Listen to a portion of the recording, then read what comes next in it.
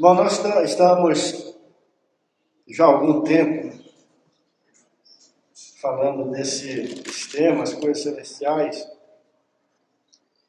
Temos começado sempre por Hebreus capítulo 11, especialmente a parte final do versículo 3, onde temos a palavra dizendo que as coisas visíveis veio a existir das coisas que não aparecem. Temos repetido várias vezes para os irmãos de que as coisas que podemos conferir, que podemos ver, ou seja, as coisas deste universo, elas são, na verdade, uma grande parábola das coisas celestiais, espirituais e eternas. E quando, por obra do Espírito Santo de Deus, como povo de Deus, vamos tendo os nossos olhos abertos para ver isso, somos grandemente abençoados e enriquecidos no conhecimento e na revelação do Senhor Jesus. Já repetimos para os irmãos algumas vezes que o fato do homem ter se tornado pecador, ele perdeu completamente a capacidade de ouvir a voz do Senhor em todas as formas que ela deveria ser ouvida por nós. A palavra de Deus diz que as trevas cobriram a terra. Paulo também disse que o diabo cegou o entendimento dos incrédulos, de tal forma que o homem perdeu completamente o conhecimento e a percepção espiritual do Senhor Deus. Mas com a manifestação do Senhor Jesus, com o triunfo dele na cruz e com o derramar do Espírito Santo de Deus, com a chamada por obra do próprio Deus, chamada à existência da igreja, ou com o levantar da nova raça, da nova criação, novamente, Deus encontrou na terra ouvidos que possam ouvir a sua voz e olhos espirituais que possam ver a sua face. Graças a Deus por isso. Porque o desejo do nosso Deus é se mostrar, é se revelar plenamente. E nós temos esse maravilhoso privilégio. Podemos ouvir a palavra de Deus e recebermos esta luz bendita na nossa vida. Na última reunião que compartilhamos, nós estávamos falando de algumas coisas na criação que desde o primeiro momento já era a voz de Deus, o falar de Deus para o homem. E dentro dessa criação visível que nós temos aqui no capítulo 11 de Hebreus, versículo 3, que nós acabamos de ler. Nós lembramos, irmãos, daquela experiência de Adão, antes dele pecar, quando o Senhor mandou ele colocar nome em todos os animais. Estão lembrados? Entendemos que enquanto ele colocava nome nos animais e observava as coisas que Deus havia criado, ele estava iniciando o seu conhecimento de seu Criador. Porque Paulo, lá no capítulo 1 de Romanos, nós lemos junto, inclusive, o texto, ali a partir do versículo 18, ele disse que desde o princípio, Deus, através das coisas criadas, Ele revelou, né, o seu poder, os seus atributos e a sua própria divindade. Então isso já estava ali no Éden, as coisas que Deus criou. Esta medida de revelação do Senhor. E enquanto Adão se movia ali no Éden, né, no paraíso, ele já ia ganhando o conhecimento do Senhor. Mas infelizmente nós sabemos de todas as formas e jeitos o que aconteceu. E não só, né, através do contato que ele teve com as coisas criadas. A palavra fala que o próprio Deus também falava, né, com Adão na viração do dia. Podemos ver isso ali em Gênesis. Então, Adão não tinha sobre ele um céu de bronze, né, não tinha sobre ele um céu fechado. O Senhor estava se revelando a ele. Tanto é que ele sabia exatamente o que o Senhor queria dele ali naquele primeiro momento. Depois nós falamos um pouco sobre Adão e Eva, né? Como Deus formou a mulher de uma costela do homem. Vimos isso lá em Efésios, Paulo explicando como sendo uma figura de Cristo e da igreja. Então, quando o Senhor forma a mulher e traz e entrega para Adão, e Adão fala aquelas palavras que Paulo vai repetir também ali em Efésios capítulo 5, nós temos ali uma figura, né, de Cristo e da igreja.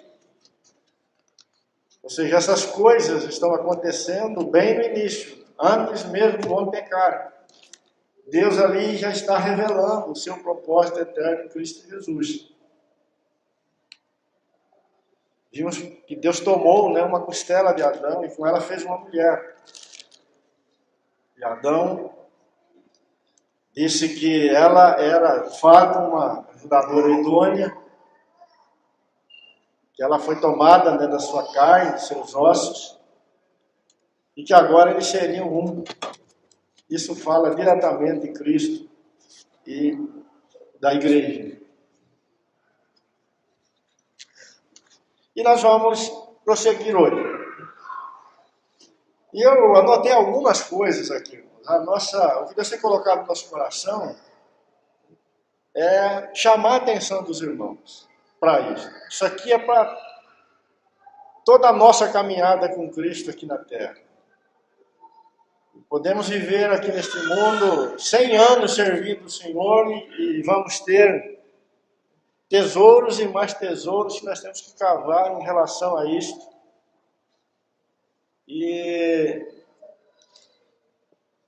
Então não há, né, no nosso coração nenhuma intenção de esgotar isso, mas apenas de chamar a atenção dos irmãos para essa maravilhosa verdade, né, e oportunidade que nós temos como igreja do Senhor. E eu diria que também dever, responsabilidade, porque se queremos conhecer o Senhor, precisamos olhar e buscar com muita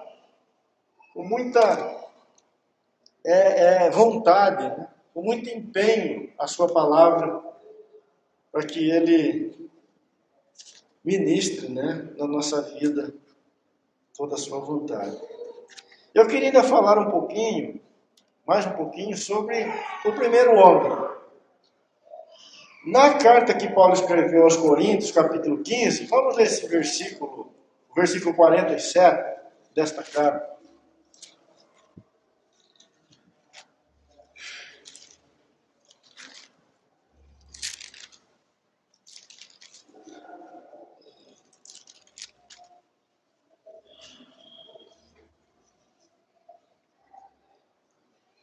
O primeiro homem formado da terra é terreno. O segundo homem é do céu. Então aquele primeiro homem, este Adão, né, do qual nós estamos falando desde o domingo passado, Paulo chama ele aqui nessa carta aos Coríntios de primeiro homem. E diz que ele é terreno. Aí ele menciona, ele fala, né, sobre o segundo homem. E ele diz que este segundo homem é do céu. Quem é esse segundo homem que é do céu? Quem é? Cristo Jesus, o Senhor. Então aquele primeiro homem que Deus colocou lá no Éden, ele era uma figura do verdadeiro homem que é o Senhor Jesus. Isso é muito importante, porque aquele homem que Deus fala ali dentro daquele conselho da Trindade, né? Façamos o homem a nossa imagem, conforme a nossa semelhança, e domine ele, né, sobre, resumindo aí, sobre todas as coisas. Este homem de quem a Trindade está falando não é o Adão do Éden. Este homem de quem a Trindade está falando é o Senhor Jesus. O segundo homem, o homem celestial. Aquele primeiro que Deus colocou lá no Éden era uma sombra dele, uma figura dele. Sendo assim, a verdadeira humanidade são os descendentes deste segundo homem, e não os descendentes do primeiro homem.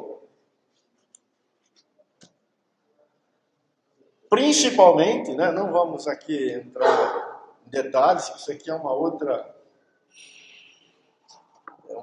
verdade, né? Principalmente porque este primeiro homem, ele caiu, ele se tornou pecador. Então toda a sua descendência é uma descendência pecadora. Mas o segundo homem, do qual o primeiro é apenas uma figura, ele não pecou. E ele não é terreno, ele é celestial, ele veio do céu. Ele foi gerado pelo Espírito Santo de Deus. É verdade que ele nasceu de mulher, mas ele é chamado o Filho de Deus. É a descendência deste homem que a Bíblia chama de igreja. Estes são os filhos de Deus. Estes é que são co-herdeiros com o verdadeiro herdeiro, que é o Senhor Jesus, este segundo homem. Amém? Por isso o Senhor Jesus disse a Nicodemos que se ele quisesse entrar no reino de Deus e conhecer o reino de Deus, ele precisava fazer o quê? Nascer de novo. Ele precisava nascer do verdadeiro homem, que é Cristo Jesus. E este nascimento é uma obra do Espírito Santo de Deus. O próprio Senhor disse que aquele que nasce da carne é carne, mas aquele que nasce do Espírito é Espírito.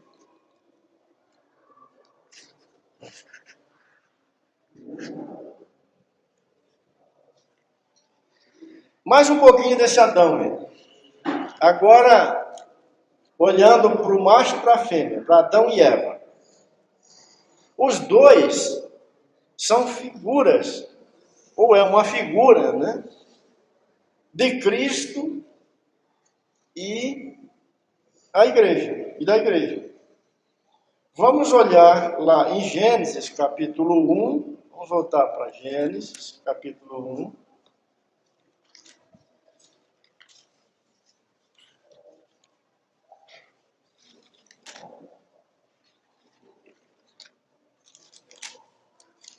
versículo 26.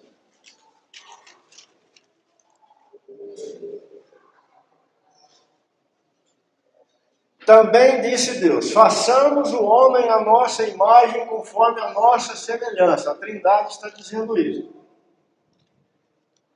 Tenha ele domínio sobre os peixes do mar, sobre as aves do céu, sobre os animais domésticos, sobre toda a terra e sobre todos os répteis que rastejam pela terra.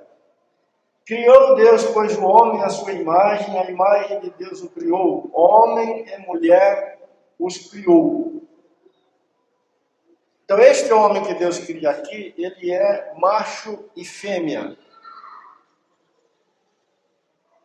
Isso não te fala nada? Macho e fêmea. Que a princípio é chamado de homem. Recebe o nome de Adão. E Deus os abençoou e lhes disse: sede fecundos, multiplicai-vos, enchei a terra e sujeitai-a. Dominai sobre os peixes do mar, sobre as aves do céu e sobre todo animal que rasteja pela terra. E disse Deus ainda: eis que vos tenho dado todas as ervas que dão semente e se acham na superfície da terra, e todas as árvores em que há fruto que dê semente. Isso vos será para mantimento. E todos os animais da terra, e todas as aves dos céus, e todos os répteis da terra, em que há fôlego de vida, toda a erva verde lhe será para mantimento. E assim se fez. E viu Deus tudo quanto fizera, e eis que era bom. E houve tarde e manhã do sexto dia. Então nós temos aqui Deus criando o homem e a mulher, ou seja, criando o homem. E este homem é macho e fêmea, é homem e mulher. Deus declara, que ele possuirá a sua imagem, terá a sua semelhança. E ele aparece aqui dominando, ele aparece aqui governando, e ele aparece aqui reinando. Em Romanos capítulo 5, versículo 14...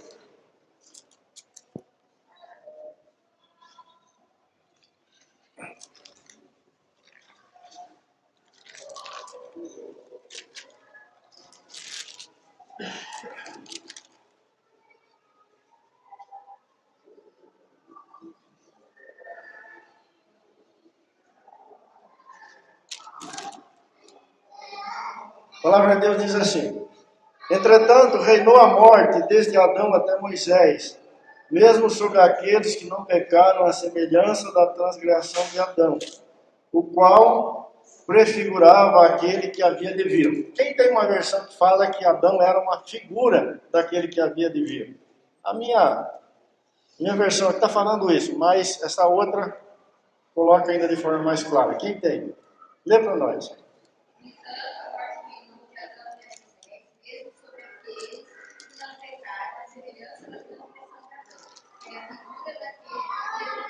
Isso. Então, Cristo, que é aquele que haveria de vir, foi prefigurado por Adão. Mas que Adão? Macho e fêmea. Homem e mulher. Quando Paulo escreve aos Efésios, capítulo 5, vamos para lá.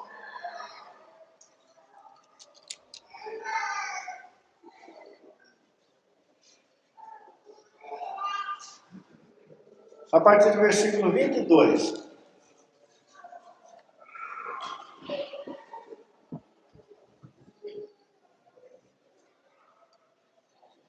Aqui está no Novo Testamento o homem e a mulher lá de Gênesis. Aqui em Efésios capítulo 5 está já manifestado, aquele homem que Deus declarou lá: façamos o homem a nossa imagem conforme a nossa semelhança. Então vamos ver como que está aqui.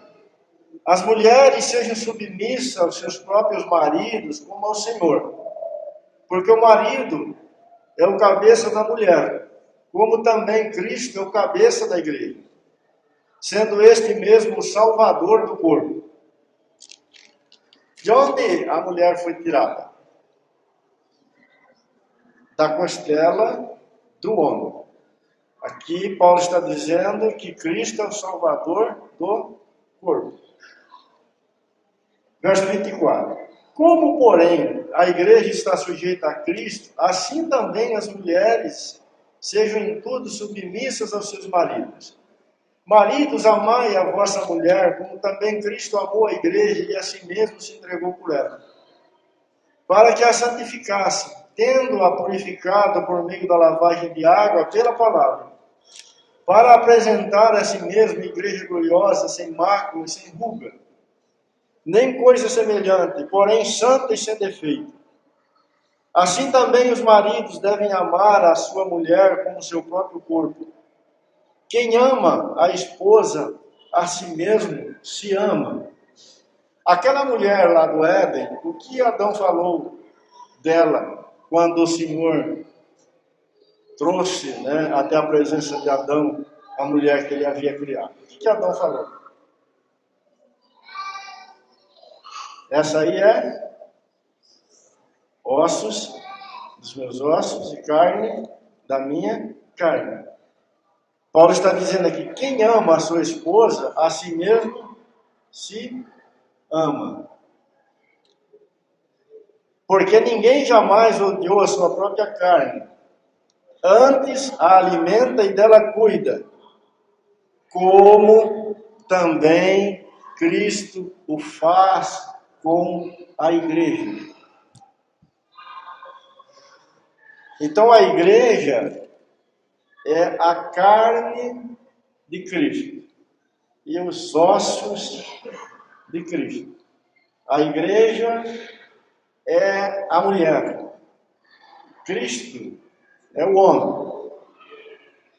Cristo é o cabeça. A igreja é o corpo. A maneira como Deus criou o homem lá no Éden, colocou ele no jardim, lá ele estava revelando o seu propósito eterno em Cristo Jesus. E ele continua. Porque somos membros do seu corpo.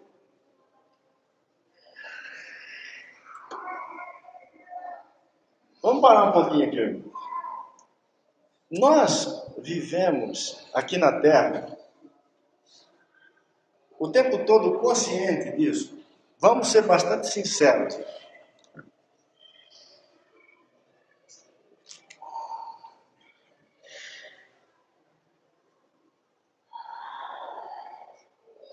Estamos vendo nossa cabeça?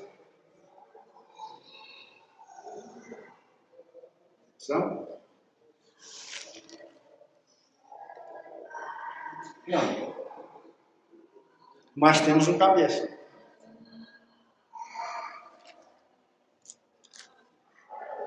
A fé é a certeza de coisas que não se veem. E a convicção, a fé é a convicção de fatos que não se veem. É a certeza de coisas que se esperam. Estamos vendo nossa cabeça com os nossos olhos naturais? Não estamos vendo. Mas nós temos uma cabeça. E nós somos o seu corpo na terra.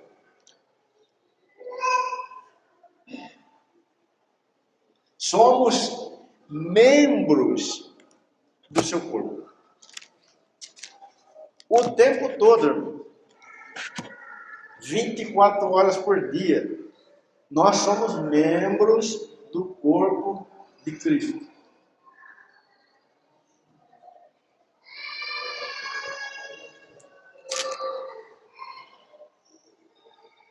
Eis porque deixará o homem a seu pai e a sua mãe, e se unirá à sua mulher, e se tornarão os dois uma só carne. Grande é esse mistério, mas eu me refiro a Cristo e a igreja. Por quê que o diabo odeia tanto o casamento? Porque, por outro lado, o casamento de um homem e de uma mulher aqui na Terra, ele ainda é uma figura. Agora vamos olhar uma outra face disso. Ele é uma figura, ele é um testemunho na Terra desta realidade espiritual entre Cristo e a igreja.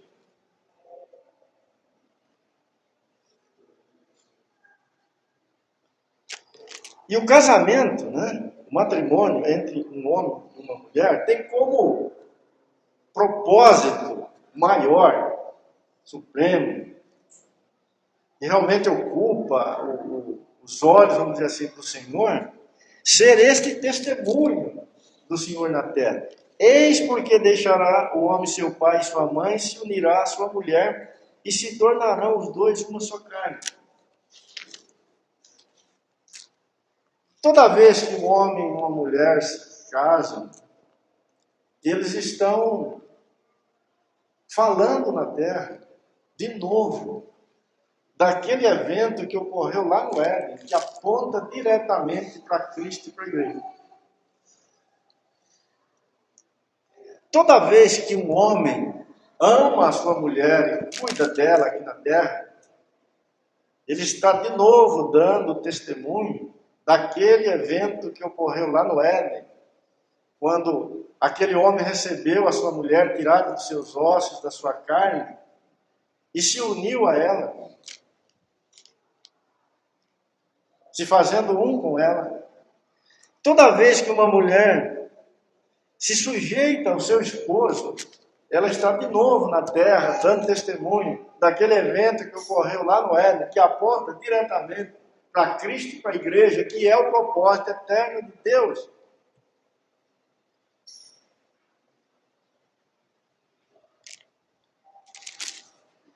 Por que o diabo entra com tanta raiva, irmão, com tanta fúria, para destruir o matrimônio, para destruir o casamento? Porque ele sabe que estas coisas falam de Cristo e da igreja. Não obstante vós, cada um per si, ame a própria esposa como a si mesmo, e a esposa respeite ao marido. É por isso que o diabo fala para as mulheres hoje, que não conhecem o Senhor: olha, esse negócio de ser sujeito a um homem, isso é coisa da idade da pedra.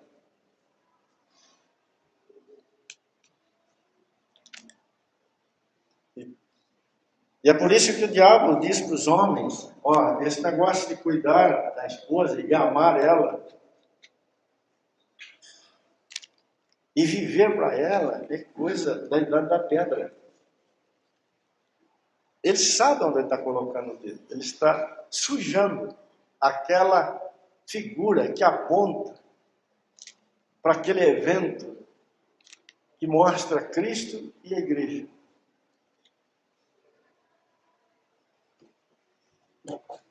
Irmãos, quando os nossos olhos são abertos e a gente vê o propósito eterno de Deus em Adão e Eva, ali no Éden, aquela figura, quando os nossos olhos são abertos, nós conseguimos ver que ainda o matrimônio hoje é uma figura, uma continuação dessa figura que aponta para Cristo e para a igreja. A nossa maneira de olhar para estas coisas e de viver estas coisas é completamente transformada.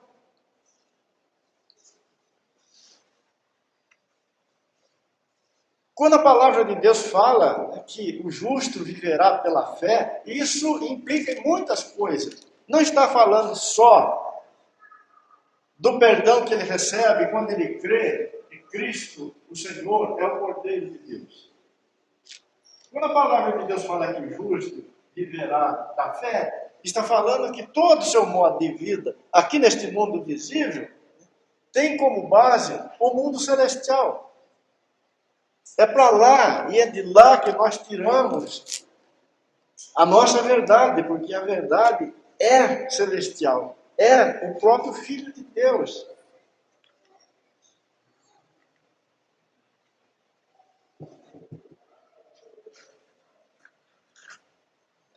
Por que será que um dia o Senhor disse que ele abomina o divórcio? Porque o divórcio, ele é um contra-testemunho na terra desta glória que existe entre Cristo e a sua igreja.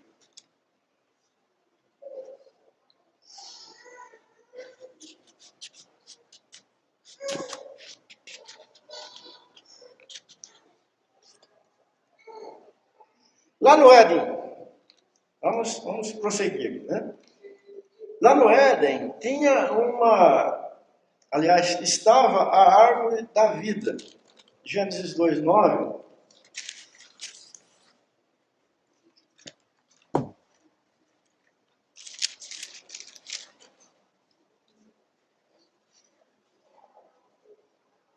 Do solo fez o Senhor Deus brotar toda sorte de árvore agradável à vista e boas para alimento. E também a árvore da vida no meio do jardim, e a árvore do conhecimento do bem e do mal. Então o Senhor fez brotar muitas árvores. Fez brotar um belo jardim, e ali Adão foi colocado. E o texto aqui diz que bem no meio do jardim estava a árvore da vida. Mas quando olhamos para Apocalipse 22, verso 2, o que nós descobrimos? Que a árvore da vida está nos céus. Quem quer ler esse texto para nós?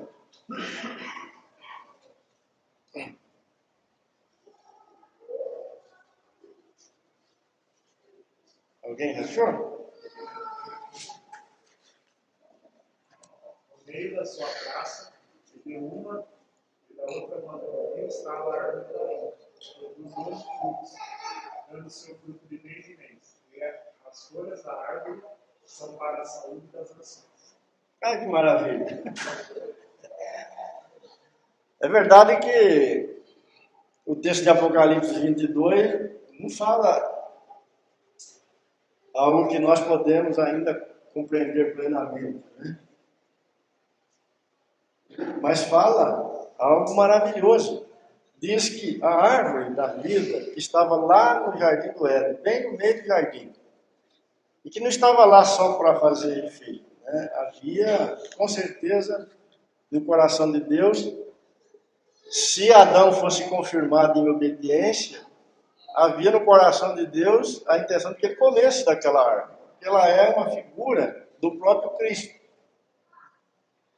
Mas interessante que aqui em Apocalipse 22, verso 2, quando nós estamos na conclusão de todas as coisas, quem está nesse ambiente, vamos dizer assim, celestial, nesta realidade celestial? A árvore da vida.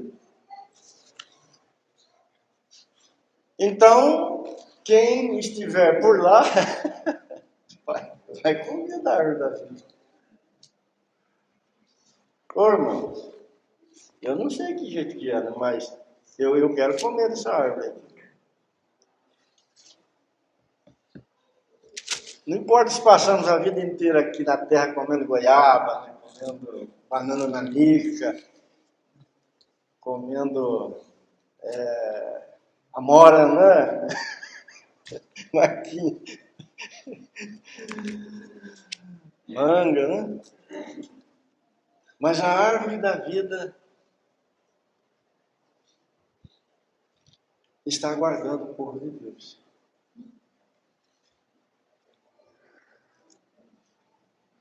Eu fico imaginando. Não é pecado imaginar, viu? Com certeza a nossa imaginação vai ser bastante decepcionada, né, na eternidade. Para muito mais. Né? Mas é bom imaginar. Como vai ser glorioso poder sentar embaixo dessa árvore, né? poder se alimentar dela.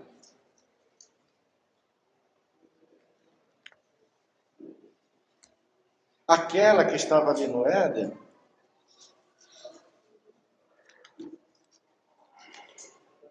ela está aqui agora. Ela é celestial.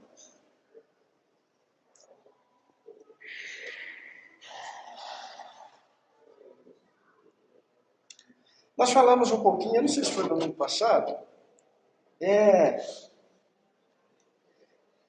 esse corpinho que nós temos aqui, ele não é o corpo definitivo nosso. Ele também é terreno, ele é só para agora. O verdadeiro homem, o homem celestial,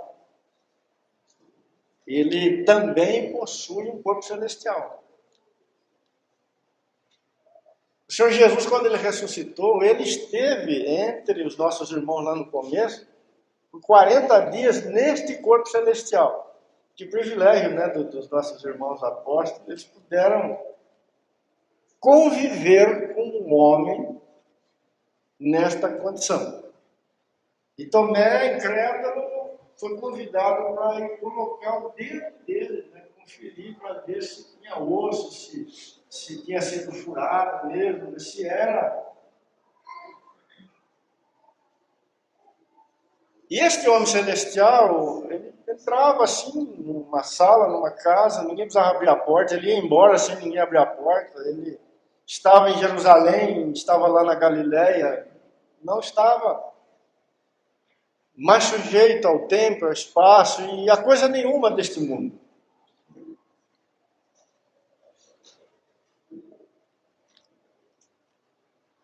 E se estamos em Cristo, irmão, se somos ossos dos seus ossos e carne da sua carne, este é o nosso destino.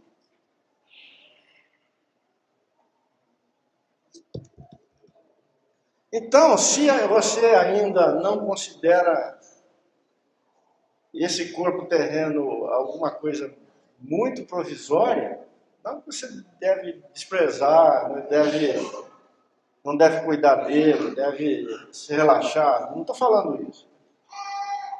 Mas mesmo fazendo o melhor que você puder para este corpo que você tem, que nós temos aqui neste mundo, não deixe de considerar ele apenas uma figura, uma parábola, um fantoche. Quem já teve um fantoche num pé de pepino, pelo menos no quintal? Isso aí. Ele não é o verdadeiro.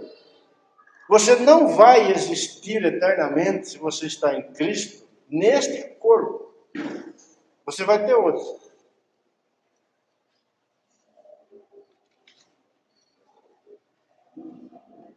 Que de alguma forma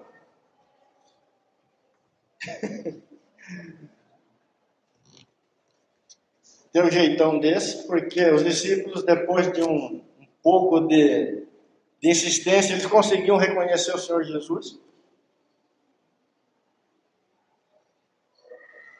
Mas na sua essência, na sua realidade, ele será completamente diferente.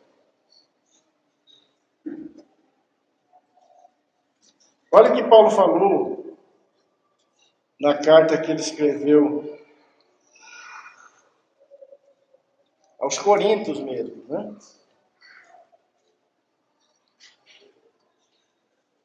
Capítulo 15.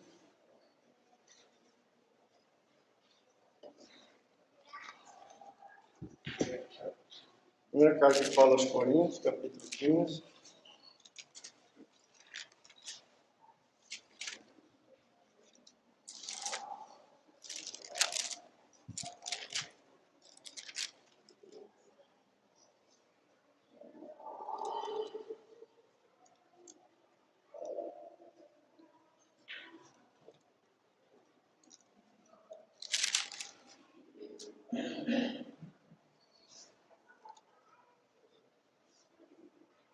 Versículo 48.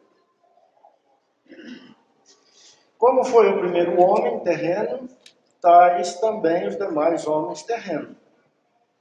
E como é o homem celestial, tais também os celestiais. E assim como trouxemos a imagem do que é terreno, devemos trazer também a imagem do que é celestial. Então hoje nós somos uma cópia daquele Adão do Éden caído.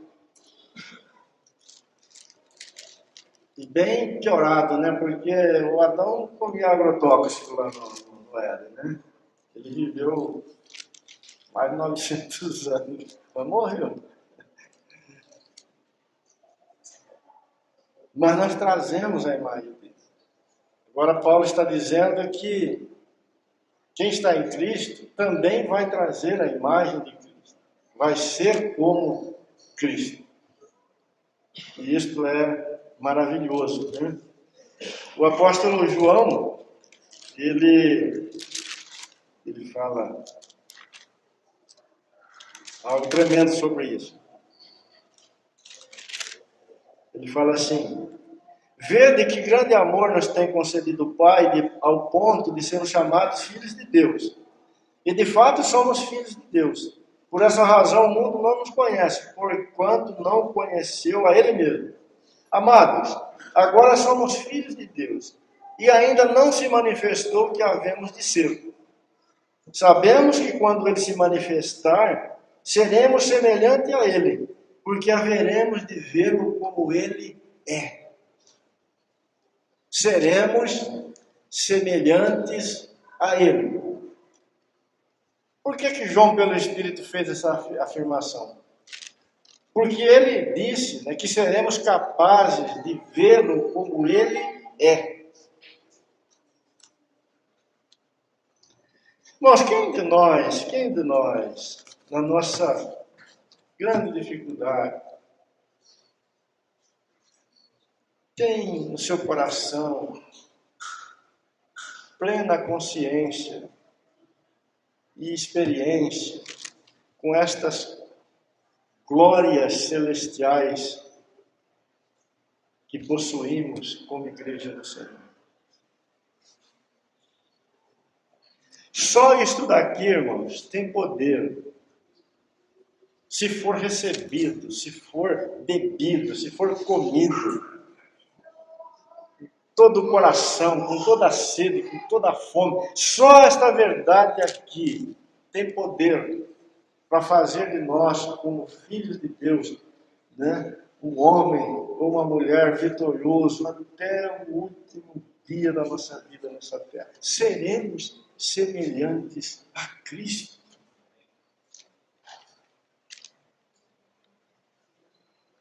A primeira coisa que seria esmagada dentro de nós, o Espírito de Deus quer fazer isso com urgência dentro de nós. Nunca mais teremos a necessidade de sermos qualquer coisa em nós mesmos. Porque já somos no Filho de Deus aquilo que não pode ser superado por nada e por ninguém. Diante dos olhos do Senhor, você não pode ser maior do que Ele. Isso é capaz de trazer para o nosso coração pleno descanso, absoluto repouso, enquanto aqui neste mundo. O que mais deve desejar a minha alma? Se os meus olhos forem capazes de ver que em Cristo eu possuo esta riqueza, porque o próprio Deus, na sua graça, me fez descendência do Senhor, filhos de Deus, como está escrito.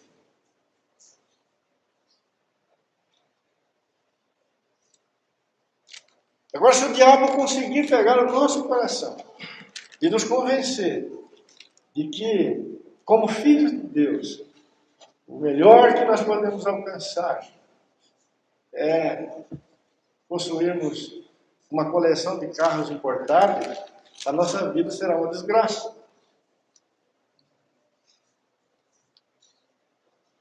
Ou não?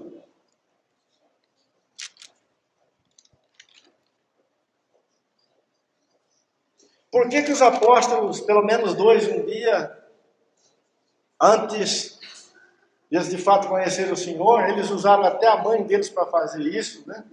Procuraram o Senhor e pleitearam sentar um do lado direito e o outro do lado esquerdo do Senhor no seu reino. Por que que eles fizeram isso?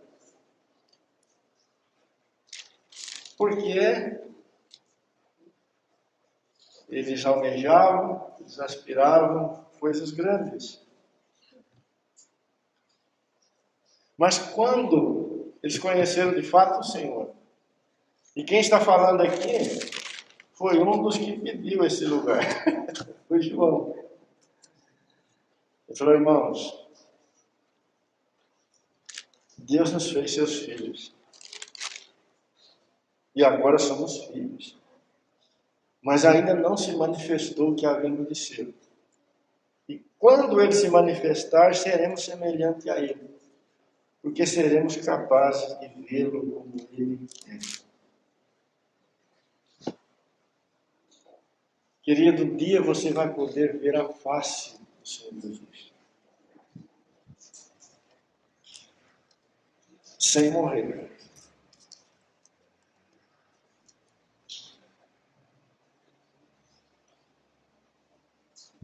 Mas hoje, você precisa viver em função disso. Isso não vai acontecer. Isso já é. Este Senhor é o nosso Senhor, é o nosso cabeça. Nós somos o seu corpo. E somos o corpo de Cristo não só nesta terra. Não sei se você já parou para pensar nisso. Seremos eternamente o corpo de Cristo. Isso não pode ser desfeito.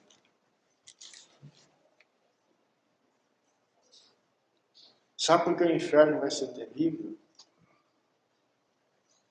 Porque o inferno, resumindo, significa ficar fora disso.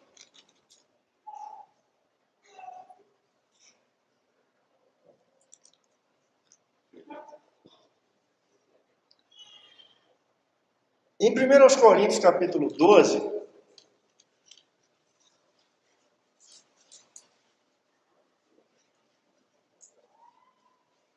qual que é, Marcos?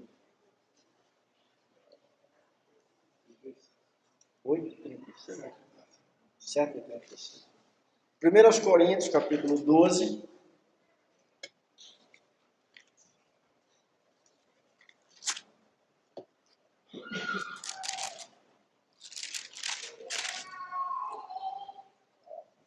Versículo 12.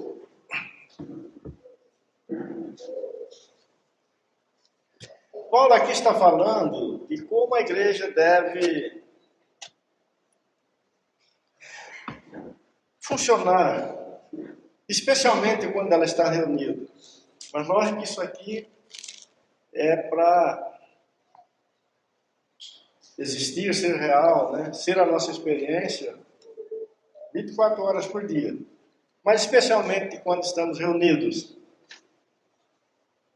Ele disse assim, verso 12: porque assim como o corpo é um e tem muitos membros, sendo muitos, constituem um só corpo, assim também com respeito a Cristo.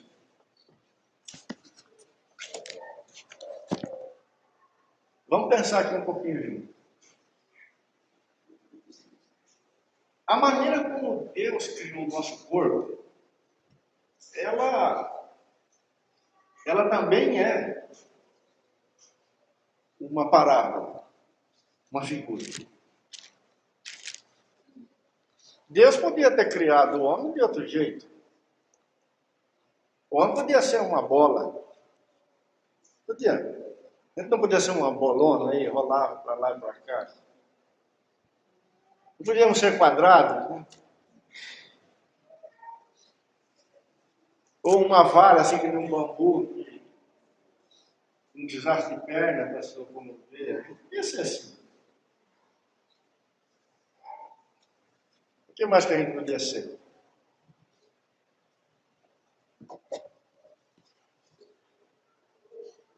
Mas não somos.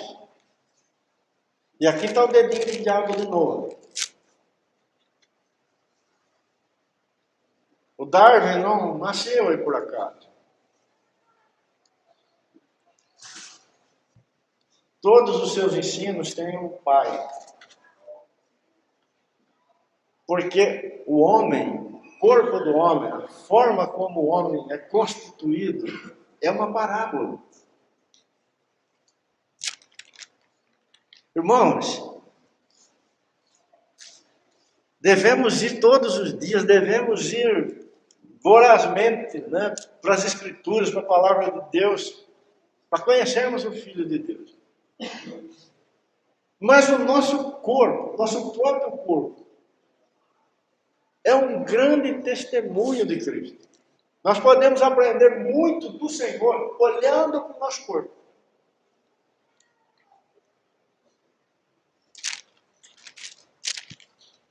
Você prestou atenção no versículo 12? Porque assim como o corpo é um e tem muitos membros, Paulo está se referindo ao corpo do homem. E todos os membros, sendo muitos, constituem o seu corpo, assim com respeito a Cristo. A figura mais completa, a figura mais rica em detalhes, neste mundo visível, de Cristo e da sua igreja, é o próprio corpo humano.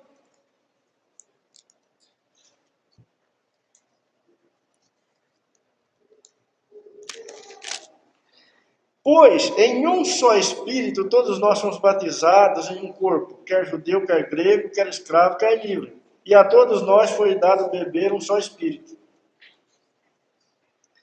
Porque também o corpo não é um só membro, mas muitos.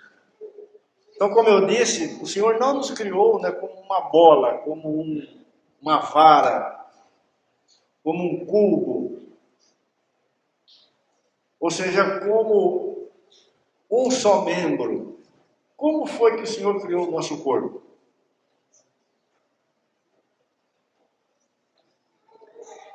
O Senhor criou o nosso corpo com muitos membros. Muitos membros. Se disser o pé, aliás, se disser o pé, porque não sou mão, não sou do corpo, nem por isso deixa de ser do corpo. Se o pé acordar meio bocado e ele falar, olha, eu não sou mão, eu acho que eu não sou do corpo, ele deixa de ser do corpo? Ele pode falar quanto ele quiser, ele não tem para onde ir, ele vai ter que continuar junto e ele vai ter que aceitar que ele é corpo.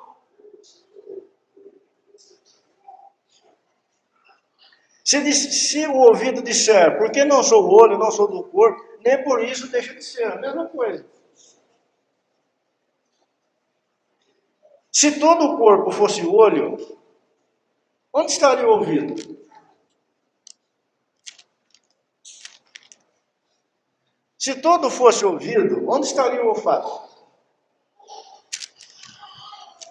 Mas Deus dispôs os membros, colocando cada um deles no corpo como lhe aprouve. Então Deus planejou o corpo humano segundo a sua vontade. Eu não sei se o Senhor desenhou o corpo do homem lá numa prancheta. Né? Se ele... Com certeza não, né? Porque o Senhor não precisa disso. Mas ele fez como lhe aprouve. Ou seja, segundo a sua vontade. Isso está em harmonia com algo maior. Deus não faz nada por acaso. Aquele homem que o Senhor formou ali do barro é uma grande parábola. Se todos, porém, fossem um só membro, onde estaria o corpo? Verso 20. O certo é que há muitos membros e um só corpo. Quando nós nos referimos ao nosso corpo, nós estamos nos referindo a que situação, a que realidade?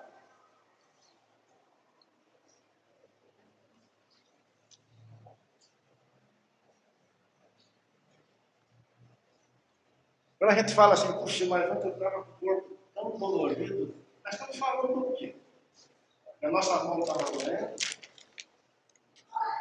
o nosso ouvido estava meio esquisitão. Do que nós estamos falando? Hã?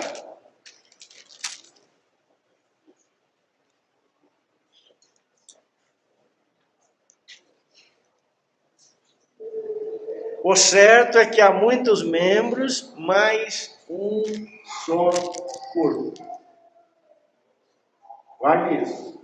Muitos membros, mas um só corpo. O teu corpo é uma unidade formada por muitos membros. Verso 21. Não podem os olhos dizer à mão, não preciso de ti, nem ainda a cabeça aos pés, não preciso de vós. Pelo contrário, os membros do corpo que parecem ser mais fracos são necessários. O dedinho do pé é necessário. E os que nos parecem menos dignos do corpo, a esse damos muito mais honra. Porém, os que em nós não são decorosos, revestimos-nos de especial honra. Mas os nossos membros nobres não têm necessidade disso. Contudo, Deus coordenou o corpo, concedendo muito mais honra àquilo que menos tinha, para que não haja divisão no corpo. Pelo contrário, cooperem os membros uns com os outros, com igual cuidado. De maneira que se um membro sofre, todos sofrem com ele. E se um deles é honrado, com ele todos se regozijam. Ora, vós sois o corpo de Cristo, e individualmente membros desse corpo.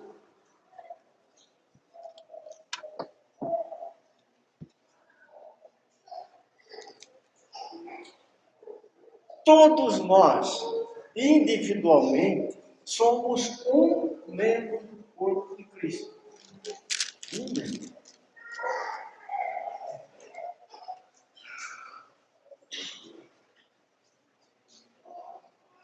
Mas um membro não forma um corpo.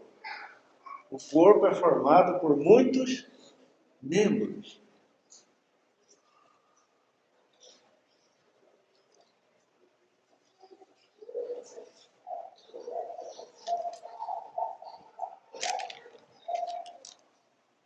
Isso aqui é tão grande, irmãos. É tão grande. Porque a cabeça desse corpo aqui é o Senhor Jesus.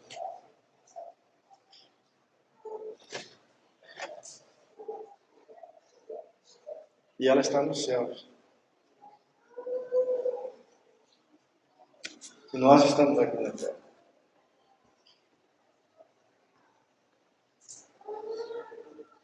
E é assim que nós precisamos nos ver. Porque é assim que o Senhor nos vê.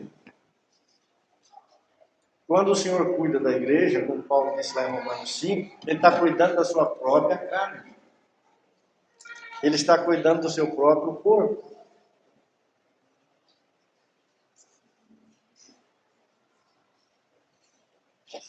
E é assim que nós precisamos nos ver. Nós somos membros uns dos outros. Uma coisa importante aqui.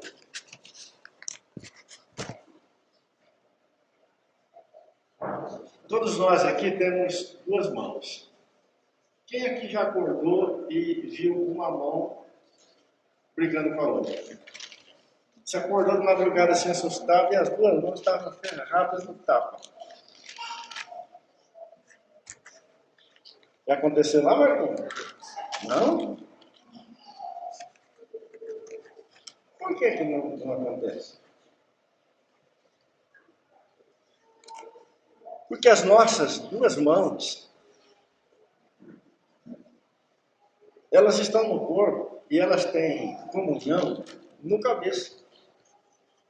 Ou na nossa cabeça, né? Para ser mais preciso aqui. As nossas mãos, elas não têm comunhão em si, direto. Assim. Não há acordo entre as nossas mãos, porque as nossas mãos uma gosta da outra.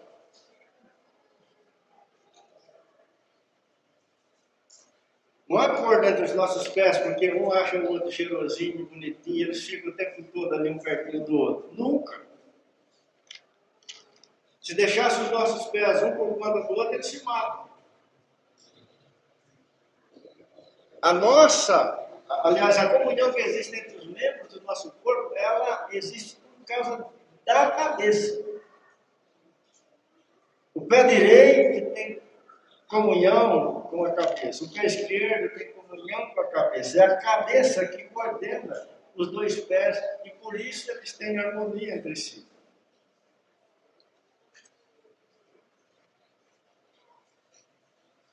Irmãos, se o nosso cabeça, que é Cristo, que está no céu, não governar a nossa vida, a gente se mata aqui na terra.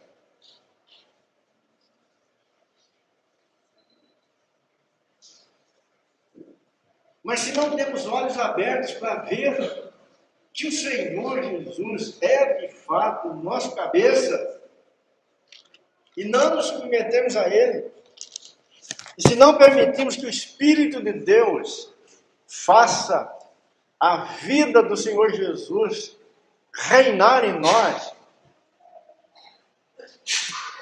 não seremos, de fato, corpo de Cristo na terra.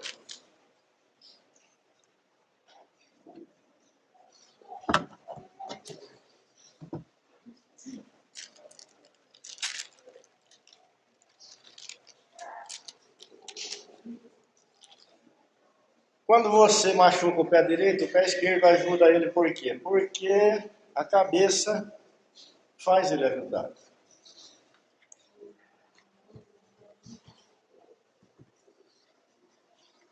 Os membros nobres do teu corpo cuidam daqueles que não são tão nobres, porque a cabeça faz ser assim.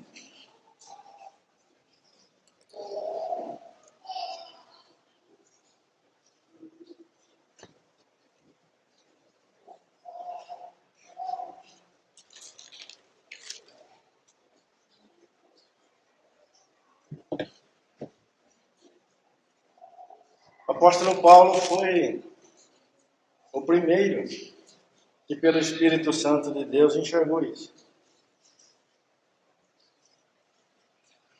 Ali naquele homem que Deus levantou do barro,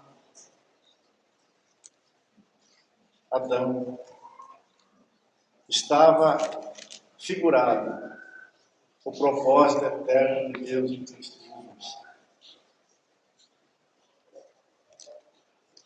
E o Senhor vai tomando outras figuras, vai dando outros passos, né? E vai mostrando de muitas formas, sempre a mesma coisa. Ah, mas que coisa maravilhosa! A uns estabeleceu Deus na igreja, primeiramente apóstolo, segundo lugar profeta, em terceiro lugar mestre, depois operadores de milagres, depois de dons de curar, socorros, governos, variedade de línguas. Porventura são todos apóstolos, ou todos profetas, são todos mestres, ou operadores de milagres, têm todos os dons de curar, falamos todos outras línguas, interpretamos todos. Entretanto, procurar com eles melhores dons. Irmãos, nós precisamos funcionar como membros do corpo de Cristo.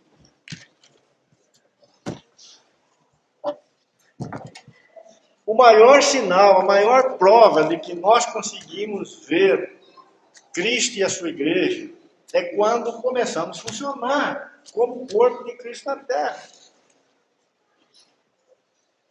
Quando vemos esta glória, o caminho está aberto para o Espírito de Deus nos conduzir ao lugar que Ele nos deu no corpo. Senão nós ficamos parados. Nós não procuramos o nosso lugar, porque não reconhecemos, não entendemos, não conhecemos a vontade de Deus, o propósito de Deus, a realidade espiritual de Deus na qual nós estamos colocados.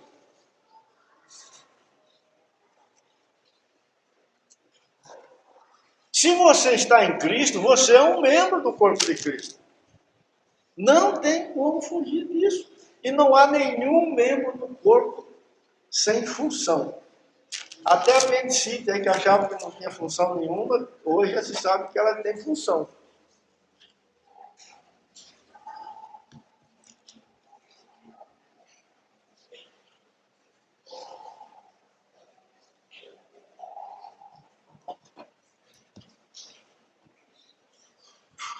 Não é, irmão?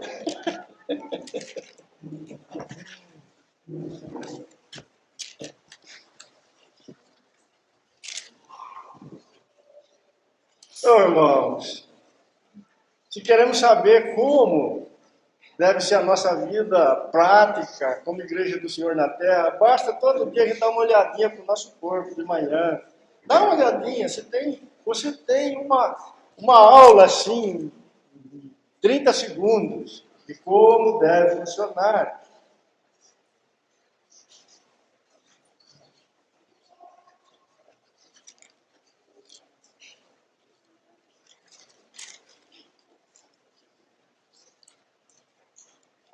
Você vai notar, por exemplo, em Efésios 4, aqui em Coríntios 12, que nós temos 4 ou 5 ministérios básicos, né, fundamentais. Apóstolo, profeta, mestre, pastores e evangelistas. Algumas versões fundem o ministério de mestre e de pastor. Aí ficariam 4. Mas se você olhar para o corpo do homem, né, o corpo do homem tem quantos sentidos?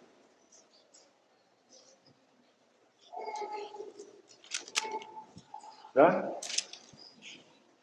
Falem aí, Daniel.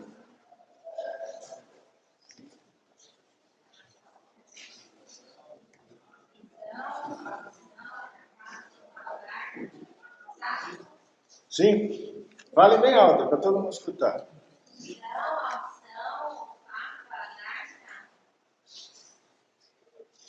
O que é que te guia aqui na Terra? Quando você sai da sua casa de manhã. O que mais? O que mais? Se você não tiver nenhum desses sentidos funcionando, você não vai para lugar nenhum. Mas esses sentidos, eles não funcionam sozinhos. O olho, ele vê, mas se a perninha não for, não acontece nada.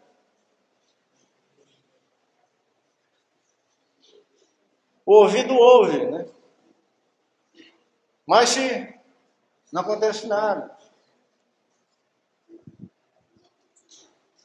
Por que será que tem 5 ministérios? Né? E por que será que o corpo do homem tem 5 sentidos? Porque ele é uma parábola. São coisas visíveis que falam de coisas celestiais.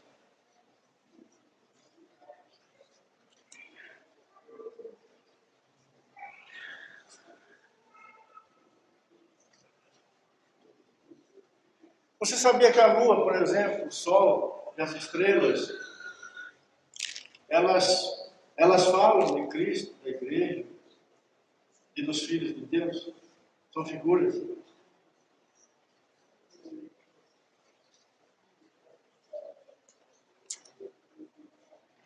Eu queria que você abrisse em Lucas, capítulo 1, e alguém lesse para nós o versículo 78.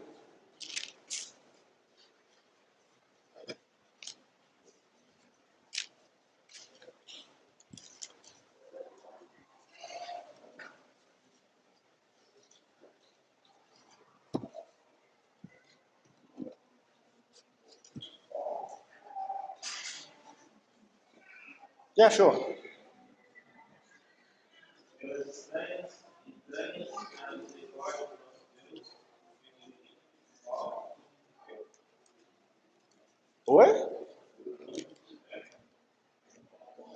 Lê de novo. Capítulo 1 de Lucas, verso 78.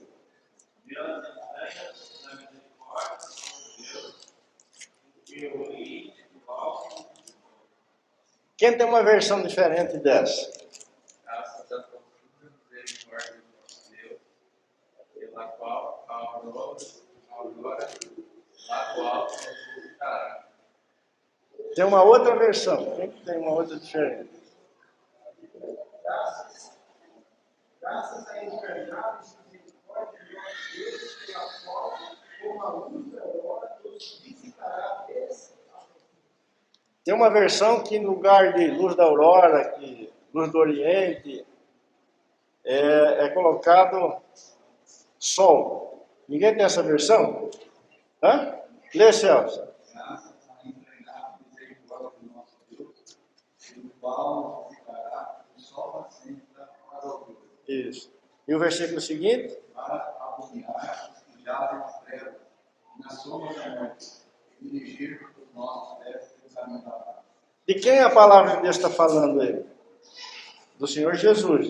E ele está sendo chamado do quê? De sol. O sol aí é uma figura, né, do Senhor Jesus. Então, quando Deus criou o sol ali, ele era uma parábola.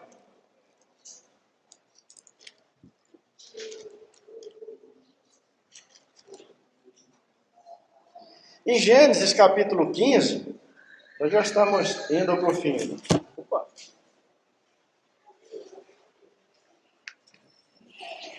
Gênesis capítulo 15, versículo 5.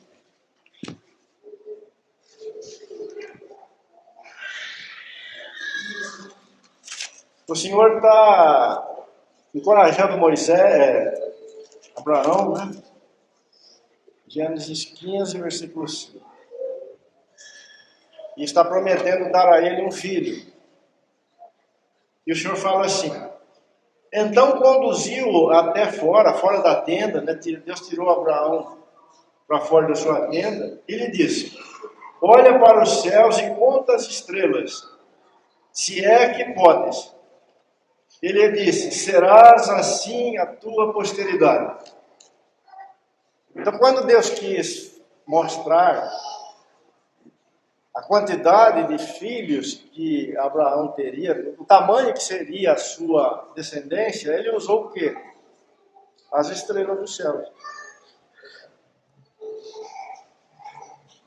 Então, estas coisas, irmãos, elas não estão sendo usadas porque, de repente, o Senhor foi pego de surpresa e o homem, na condição de pecador, não era mais capaz de compreender a sua voz. E aí o Senhor ficou coçando a cabeça e falou: agora o que eu faço para continuar, né, a minha obra no homem? E aí o Senhor se lembrou: tem algumas coisas aqui no universo que eu posso usar para falar com o homem. Não, de maneira nenhuma.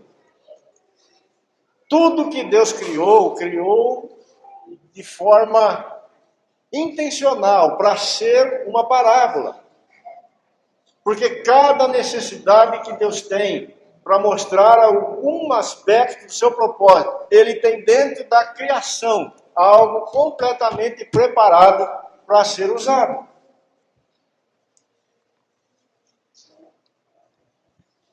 O Senhor não criou uma calculadora e chamou Abraão, ele falou: Abraão, dá uma olhada aqui no monitor aqui. O número dos seus filhos. O Deus podia fazer, irmão? Ele podia fazer um celular desse aí que os irmãos têm aí moderno, e Abraão ser capaz de entender ele ali, sem nunca ter visto aquilo na frente. Deus podia.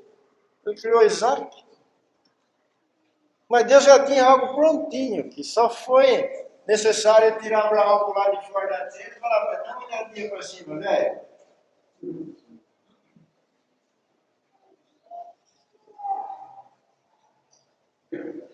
Você já se perguntou alguma vez por que a gente está aqui nessa galáxia? Por que Deus criou tantas galáxias, tantas estrelas, tantas coisas? Quanto mais a gente entende, a gente vai ficando pequenininho, assim, a gente some no meio de tudo isso. Por que será?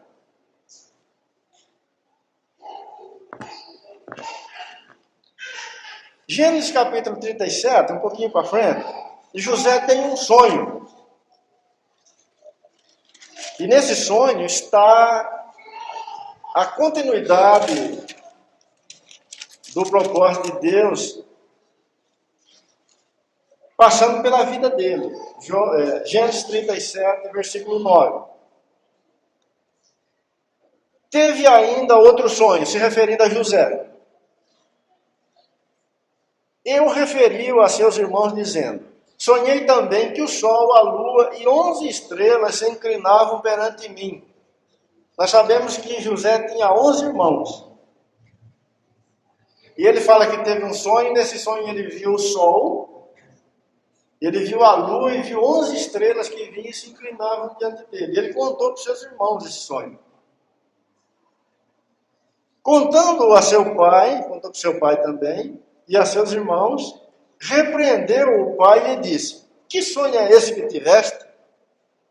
Acaso viremos eu e tua mãe e teus irmãos a inclinar-nos perante ti em terra?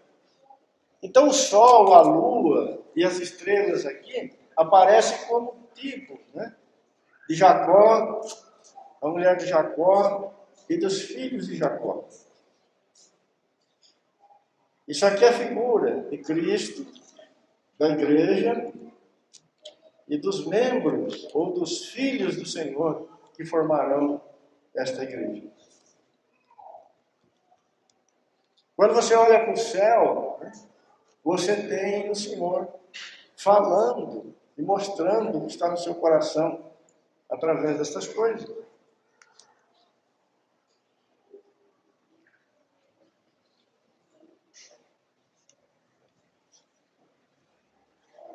No capítulo 15 de 1 Coríntios, aqui tem uma coisa tremenda, viu? Paulo está falando da ressurreição, né? Nós sabemos. Oh, capítulo 15, versículo 39. Nem toda a carne é a mesma.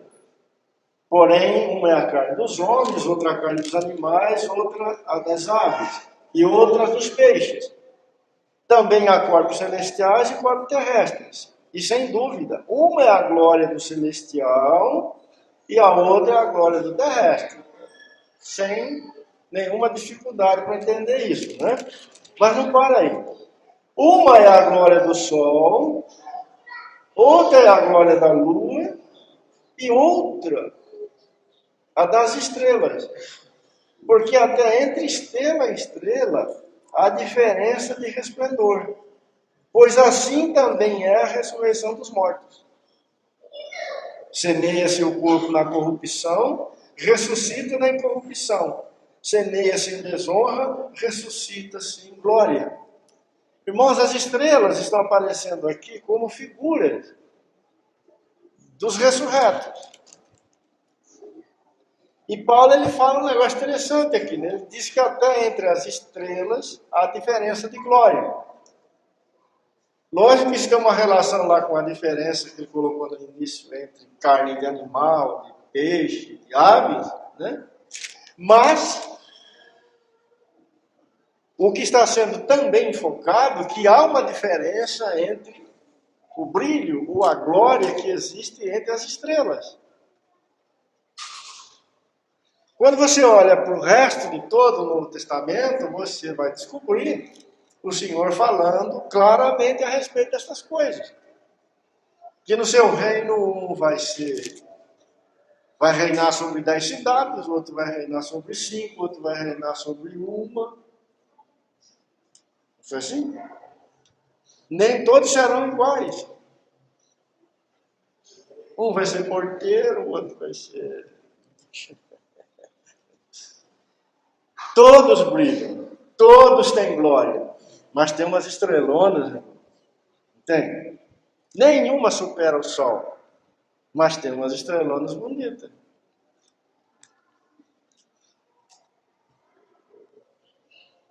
Figuras das coisas celestiais. O Senhor Jesus falou: quem quiser ser grande no reino dos céus, precisa ser pequeno aqui. Então, vai existir grandes no reino do céu.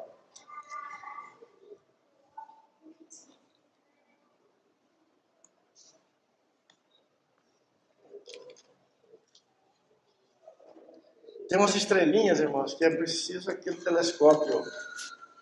Como chama lá? Dos Estados Unidos.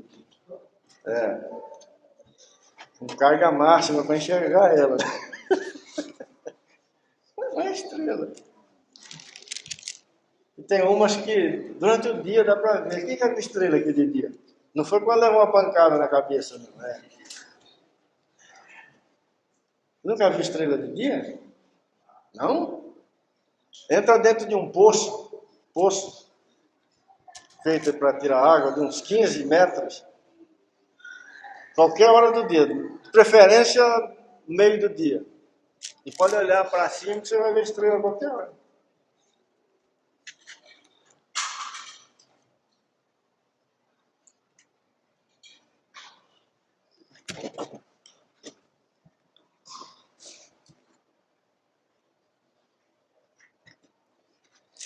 Rapidinho aqui, não vou ler todos os textos, nós estamos encerrando.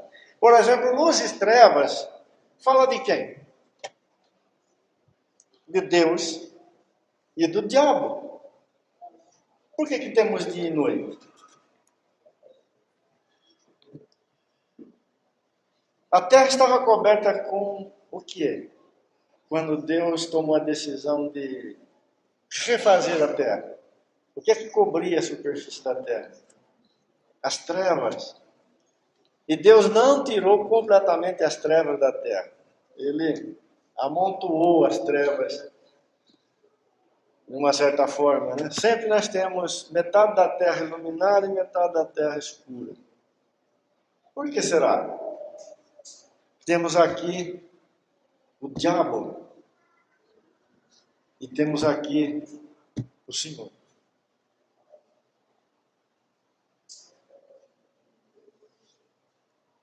Atos 26, 18, Paulo disse que ele foi enviado para anunciar o Evangelho, para tirar os homens das trevas, poder de Satanás, e convertê-los à luz, ao poder de Deus.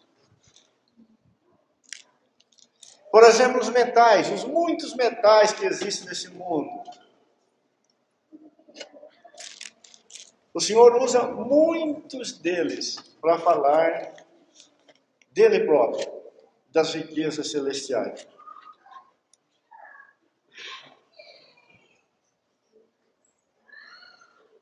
Lá no livro de Apocalipse, capítulo 1, quando o Senhor aparece para João, João vê o Senhor vestido, e ali nós temos alguns metais na vestimenta do Senhor.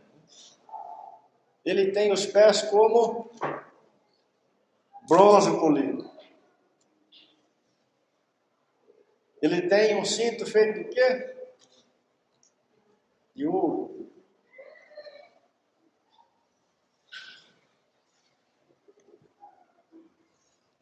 E ali nós temos mais coisas, né? Dos olhos do Senhor saiu o quê? Fogo. Como era o cabelo do Senhor? Como neve. Como lã branca. Por que será que tem essas coisas, irmão? Por que lã é branca? Não podia ser roxa? Por que neve não é azul?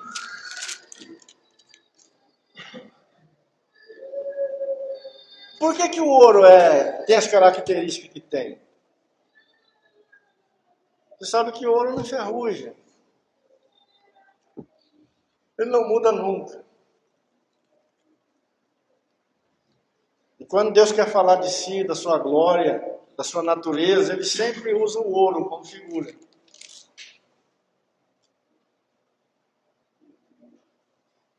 A água,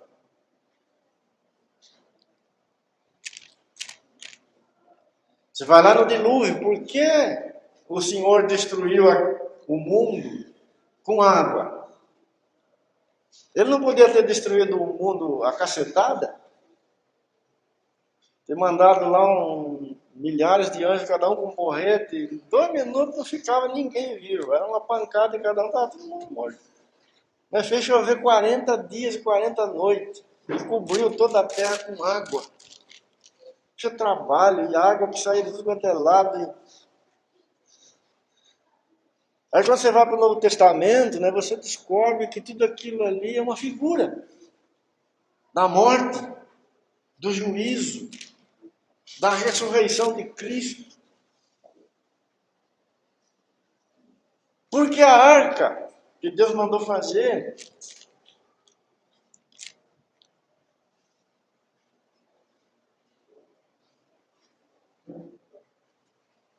por que o vento, irmão? Por que tem vento?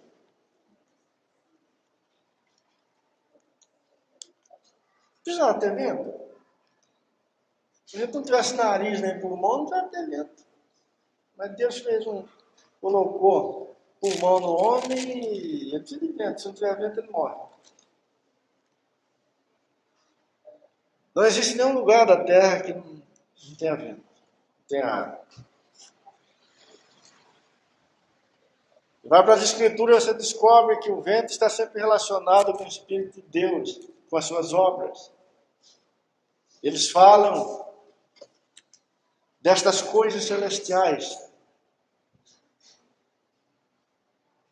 O Senhor Jesus falou para Nicodemos,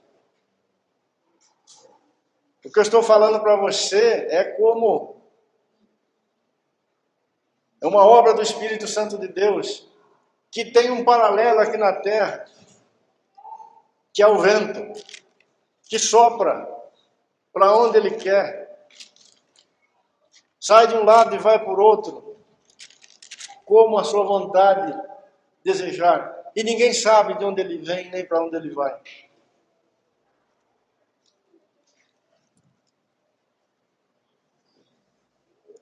Irmão, se o homem não tivesse caído, se o homem não fosse pecador, ele seria capaz de ver toda a vontade, todo o caráter, toda a natureza de Deus, toda a glória de Deus em todas estas coisas que o Senhor criou. Mas o homem ficou cego. O máximo que ele consegue ver no vento é que ele é bom para diminuir o calor, né? Um ventinho para dormir de noite, assim, gostoso. É bom. Que pobreza. No dia de Pentecostes, os discípulos foram cheios do Espírito Santo. E diz a palavra de Deus que eles ouviram um som impetuoso como de muito vento.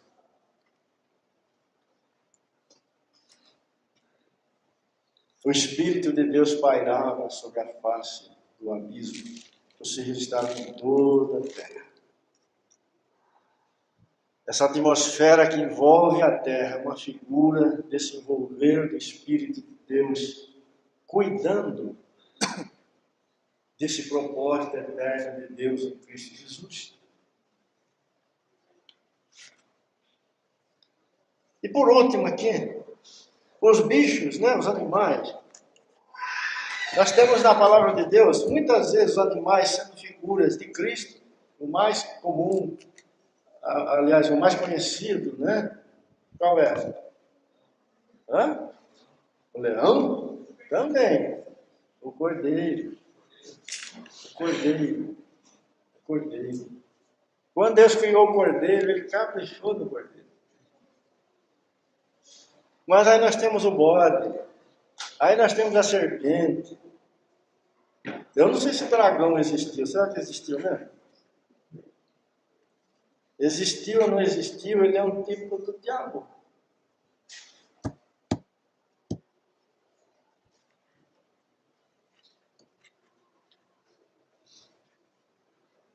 Ele é um tipo, aliás, os animais, se você pegar o livro de Daniel, alguns deles são usados, né, para falar das potestades espirituais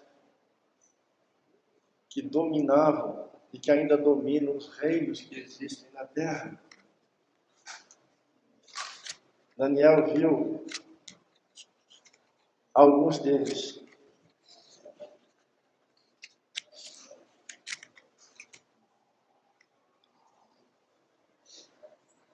Nós vamos falar aqui, irmãos, próxima oportunidade, continua, mas eu queria deixar esse desafio com os irmãos. Gaste tempo com as Escrituras. Nada do que está na palavra de Deus é por acaso. O Senhor quer nos ensinar e se revelar a nós, né, de forma completa e maravilhosa.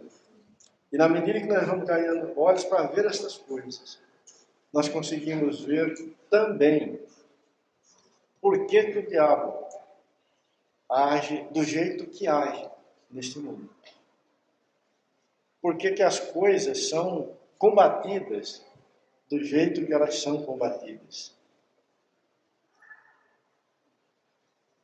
Por que nesses tempos modernos, tantos têm se levantado para dizer que o nosso Deus não criou absolutamente nada. E que todas as coisas que estão aí são obras do acaso.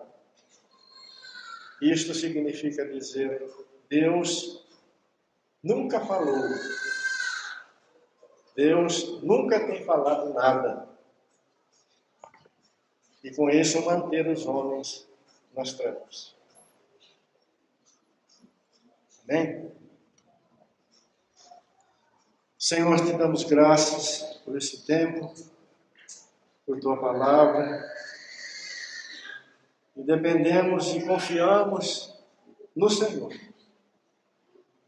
na obra do teu Espírito em nossas vidas, abrindo os nossos olhos e alcançando nossos corações.